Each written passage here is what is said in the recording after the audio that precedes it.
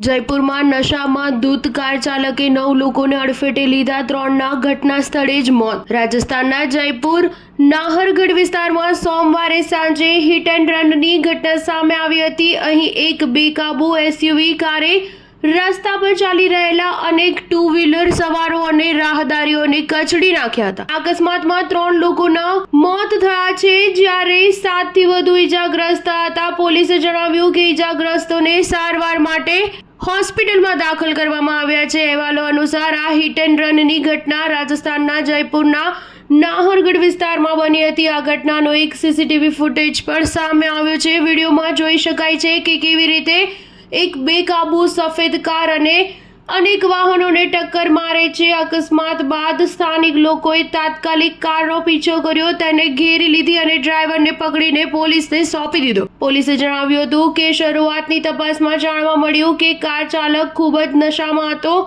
હવા મહલના ધારાસભ્ય બાલ મુકુંદાચાર્યએ જણાવ્યું હતું કે કાર ચાલક એટલો નશામાં હતો કે તે ભાનમાં ન હતો।